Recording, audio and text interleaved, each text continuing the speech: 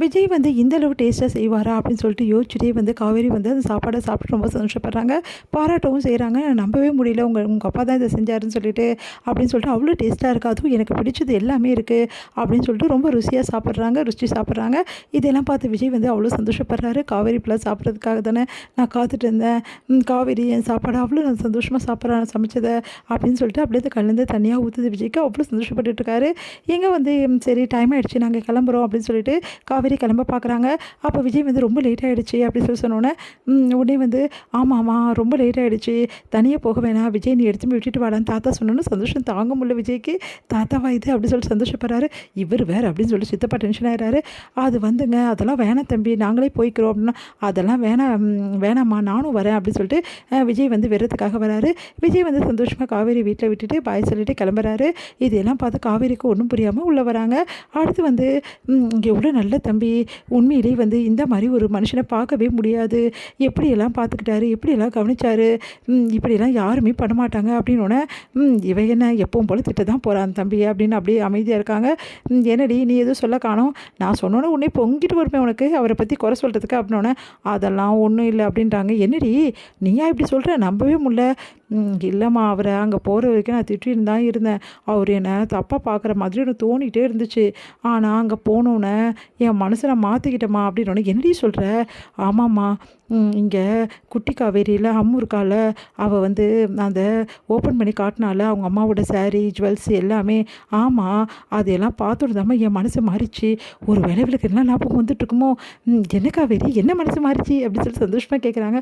வேறு ஒன்றும் இல்லைம்மா, ஒய்ஃப் மேலே எவ்வளோ பாசம் வச்சுருந்தாலும் அவங்க போனோன்னே அவங்களோட திங்ஸ் எல்லாம் பாதுகாத்து வச்சுருப்பாரு. அதுவும் வேறு இடத்துல ஸ்டோர் ரூமில் எங்கேயும் போடாமல் அவர் பெட்ரூம்லேயே பாதுகாத்து வச்சுருக்காருல, அதுதாம்மா எனக்கு ஒன்றும் புரியல.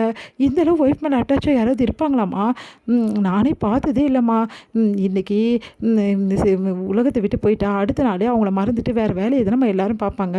ஆனால் இவர் என்னன்னா ஒய்ஃபோட திங்ஸை ஒவ்வொன்றையும் அவ்வளோ அழகாக வந்து பாதுகாத்து அப்படி பெட்ரூம்லேயே வச்சுருக்காருமா.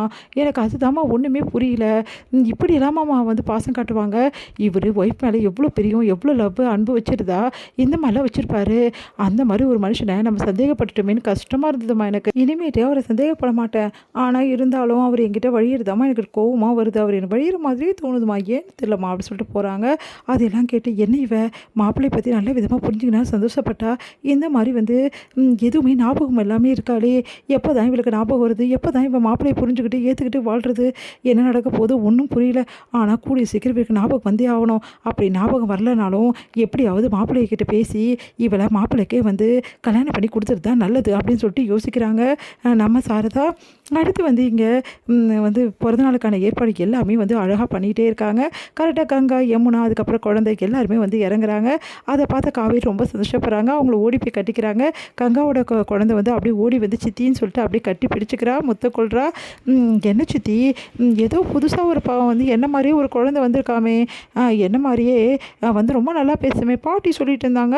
அப்படியா, அப்போது அந்த பாப்பா வந்து ஃபஸ்ட்டா இல்லை நான் ஃபஸ்ட்டா உங்களுக்கு அப்படின்னு சொல்லிட்டு குழந்தை கேட்குறா. அதெல்லாம் ஒன்றும் இல்லை செல்லம், அவள் என் ஸ்டூடெண்ட்டு, நீ தான் எனக்கு எப்போவுமே பெஸ்ட்டு அப்படின்னு சொல்லிட்டு அப்படியே கட்டி பிடிச்சிக்கிறாங்க. அப்போது அவள் வந்தாலும் பேச்சை மாற்ற மாட்டிங்களே, அதெல்லாம் ஒன்றும் பண்ண மாட்டேன், அவளும் ஒன்றை மாதிரி க்யூட் பேபி தான், ஒன்றை மாதிரியே அவ்வளோ அழகாக பேசுவா, அவளை உனக்கு இன்ட்ரடியூஸ் பண்ணி வைக்கிறேன், இந்த மாதிரிலாம் வந்து பேசக்கூடாது சரியா, அவள் உனக்கு ஃப்ரெண்ட் ஆகிடுவா சரியா அப்படின்னோடனே சரிங்க சரிங்க சித்தி அப்படி சொல்லிட்டு ரொம்ப சந்தோஷமாக கட்டிக்கிறாங்க குழந்தை.